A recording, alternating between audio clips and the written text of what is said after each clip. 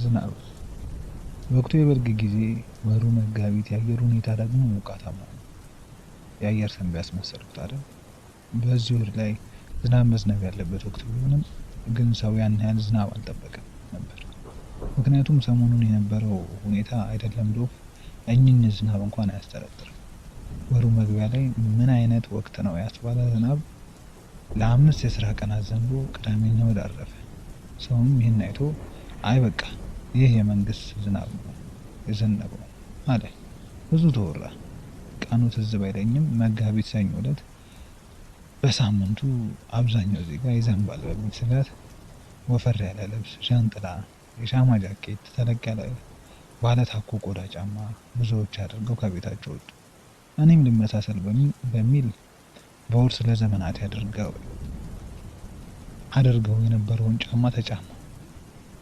የሆነ ሆነና ምሳ ሰዓት ደረሰ። ግን ከምሳ ሰዓት በኋላ አብዛኛው ሰው ጃኬቱን በእጁ አድርጎ ሲንቀሳቀስ አስተዋልኩ። ምክንያቱም ደግሞ ያው የታወቀው ሰሞንኛ ፀሐይ ነበር። ከምሳ ሰዓት በኋላ በለው ዛሬ የሚዘንበው ዝናብ ተባለ። ሐሜቱን ሰምቶ ነው መሰል ዝናቡም አልዘነበም።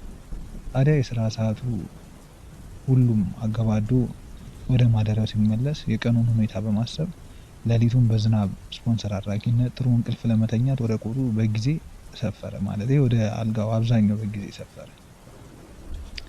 ግን አልሆነለትም። ዝናቡ የውሃ ሽታ ሆነ። ድሮስ የእሳት ሽታ አይሆን ውሃ አይደል ስሪቱ። ማክሰኞ ሆነ፣ አልዘነበም። ሮብ ገባ፣ ጭራሽ ሙቀቱ ባሰበት። ወሩ በስም መጋቢት ሆነ እንጂ ከህዳር እስከ ታህሳስ ያለውን ሙቀት በምን ጣዕሙ ያስባለ ደረቅ በጋ ሆነ። ሰውም ወደ ቀድሞ ግቡ ተመለሰ። ወደ ታህሳስ ወር ሪዋይንድ አደረገ። ባለፈው ሳምንት ዓርብ ዕለት ሰፈራችን አካባቢ በዘነበው ዝናብ ምክንያት ለሰፈሩ ጎረምሶች የስራ እድል ከፈተላቸውና እሹሩሩ ጀመሩ። ብዙዎች በተለይ ሴቶች፣ አዛውንቶችና አልፎ አልፎ ደግሞ ቅንጡ ወንዶችን እሹሩሩ በማድረግ እያሻገሩ አሪፍ ሸቃቀሉ። እኔም ልታዘል አሰብኩና ጀርባቸው እንደ እናቴ አይሆንም ወይ ደግሞ የእናቴን ናፍቆት ያስታውሰኛል ብዬ ተውኩት። አስፋልቱን ቃኘሁት። ያንን የአስፋልት ባር ለመሻገር ወንድነቴን አበረታትቼ ልሻገር አሰብኩ። መጀመሪያ ሀሳብ የነበረው እንዴት የሚለው ላይ ነበር። ሀሳቤ ከፍ አለ። አስፋልቱ ላይ ልክ እንደ ግቢ ዜርፎር አልፎ አልፎ ትናንሽ ኮረቶች ስላሉት ይህንን አይቼ ባሉት ድንጋዮች ምክንያት ልቤ ልብ ተሰማውና ወደ ቀጣዩ እርምጃ ቀን ምራቄን ዋጥ አድርጌ ወስኜ ለመሻገር እግሬን ከአንዱ ድንጋይ ወደ ሌላ ድንጋይ እያረኩ መራመድ ቀጠልኩ። ለሚመለከተኝ ሰው ድንጋይ ላይ የምራመድ ሳይሆን የሰርከት ትርኢት የማሳይ ነው የሚመስለው። የመጨረሻ ድንጋይ አካባቢ ስደርስ ከየት መጣ ያልተባለ አንድ መኪና እኔ ላይ ለመድረስ በግምት 40 ሜትር እየቀረው ጎርነን ባለ የመኪና ድምፅ ክላክስ አደረገና አንቧረቀብኝ።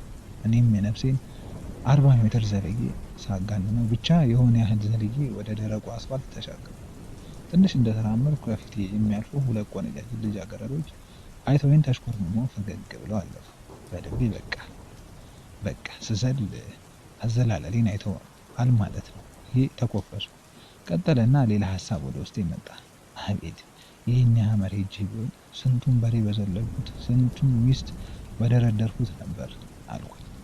ለካ እዛ ወንዱ ሚስት ለማግባት በሬ የሚዘለው ሴት ልጅ በወንድ ልጅ የመዝለል ችሎታ እንደምትማረግ ስለሚገባቸው ነው አልኩ። ይህንን ያስባለኝ ታዲያ ከፊት ለፊቴ የሚመጡ ሌሎች ቆነጃጅት ሴቶች ሁኔታዬን አይተው ወሬያቸውን አቋርጠው ተደናግጠው ዝም ብለው አንገት ደፍተው በሀፍረት ሲያልፉ ሳይ ነው። ጀግንነቴ በሁኔታዎች ተረጋገጠ። አይ ጀግና አልኩ ለራሴ። ቆይ ምን አለ የኢትዮጵያ አትሌቲክስ ፌዴሬሽን ከመንገድ ባለስልጣን ጋር በመመካከር እንዲህ አይነት ወቅቶችና ክረምቱን ምክንያት በማድረግ የተመረጡና የተጠኑ ቦታዎችን በመፈለግ የምርመራ ስራ ለምን አይሰራም?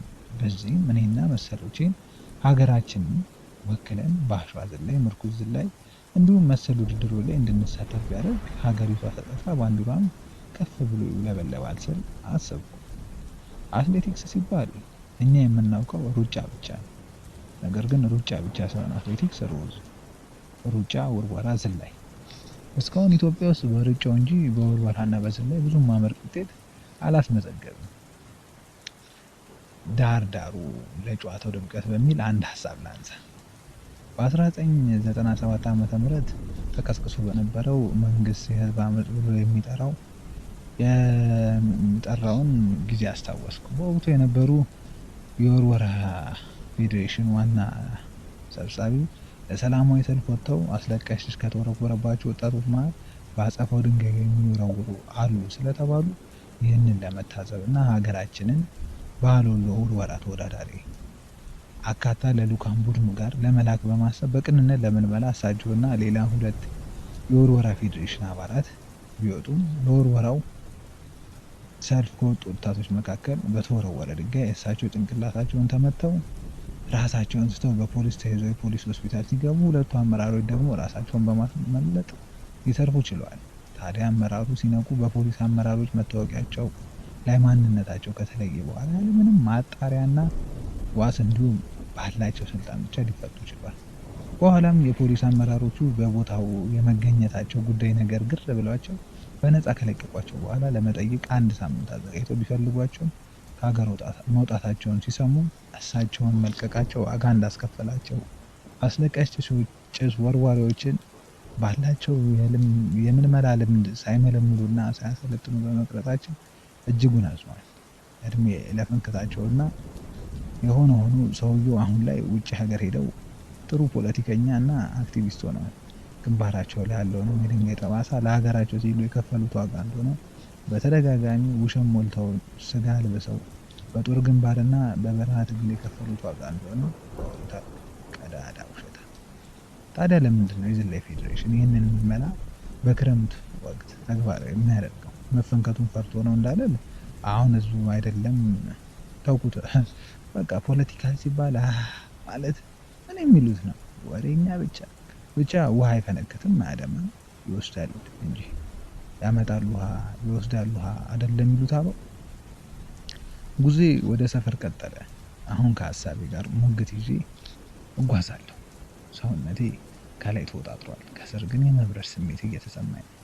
ዝቅ ብዬ ጫማዬን ባየውም ወደ ጫማዬ የገባ አንዳችም ነበር። በየት በኩል በራሴ የላይኛውና የታችኛው የሰውነቴ ሙቀት ስላልተመጣጠነ ግራ ተጋባሁ። ለራሴም ተው ተረጋጋ፣ ረገብ በል አልኩ። ትንሽ እንደተራመድኩ አንድ ሽማግሌ ያዩኝና ክርክት ብለው ሳቁ። ማበጤ ይሄን ያህል ያስታውቃል እንዴ ብዬ ለራሴ ተጠራጠርኩ። ወይስ ምናልባት ብዬ ከኋላዬ እንደኔ ጀብዱ እሰራለሁ ሲል ውሃ ውስጥ የተንቦራጨቀ ሰው አይተው ይሆን ብዬ ስዞር ቀድሞኝ ያለፉ ሴቶች ብዙም ስላራቁ አይን ላይን ተያየን። አሁንም አይተውኝ ፈገግ ብለው በሀፍረት ፊታቸውን መልሰው ጉዟቸውን ቀጠሉ። በሽማግሌው ሳቅ የኮሰመነ ደረቴን በሴቶቹ ፈገግታ ኃይል ዳግም ሞልቼ ወደ ሰውየው ጠጋ ብዬ ምን ነው አባባ አልኳቸው። ድምፄን አወፍሬ ፈገግ እንዳሉ ምን ሆነ ነው የምን ፋሽን ነው አሉ። አልገባኝም ማለት አልኩኝ በጥያቄና በቃል አጋሉ። እኔም አልገባኝም ከላይ ዘንጠ ከስር ሱሪን ቀደ የምትሄድ ምን ጎሎ ነው አሉኝ። ምን አሉኝ አልኳቸው። አይ መበላሸት አሉና አለፉ። ያሉት አስገርሞኝ ራሴን በደንብ ስቃኝ ሱሪ መሃል ተተርክኳል። መሃል ለመሃል መተርከኩን አይቼ በአንዴው ከአንበሳ ወደ ሙጭሊትነት ግርማ የተቀየረ አፈርኩ። ለካ ሴቶቹ ሲያሳፍራቸው የነበረው ሲያሽኮረመማቸው የነበረው የኔ ከድንጋይ መዝለኝ ሳይሆን የአጅሬ መንዘላዘል ነበር። አይ ውርደት! አይ እኔም ብሎ ሀገር በዓለም የሚወክል አልኩ። በሀሳቤ ኒሻን ያሽቆጠቆጠው አንገቴ ተደፋ፣ አንደበቴ ተዘጋ። ወደ ሰማይ ቀና ብዬ ደመናውን አየሁና ለአምላኬ እስከ ማታ እንዳይዘንብ ከዘነበም ዶፍ ይዝነብ ዝናቡን ሰበብ አድርጌ ማንም እንዳያየኝ ሹልክ ብዬ ወደ ቤቴ እገባለሁ እባክህን አደራ ብዬ ጸለይኩ። ጸሎቴ አልሰመረም። የደመናው ደመና የመንግስት ነው መሰለኝ፣ ግን ተፈጥሮ ነው። በትግል መሸ። ምስጋና ይግባውና ለመንግስት መንገዱ በሙሉ በአግዳሚ ወንበር የተሸለመ ስለሆነ እስከሚመሽ ጠብቄ አንድ ወንበር ላይ ተጣብቄ ገላዬን ሸፍኜ ሀፍረቴን ደብቄ ሲመሽ እግሬን አጣብቄ ትከሻዬን ሰብቄ ቀስ እያልኩ ተራ በተራ እግሬን ወደ ጎን እያደረኩ ታፌን አጣብቄ በሰቀቀን ብዛት አልቄ እግሩን እንደታሰረ ተጠንቅቄ እየተራመድኩ ወደ ቤት ሄድኩ ተጨንቄ።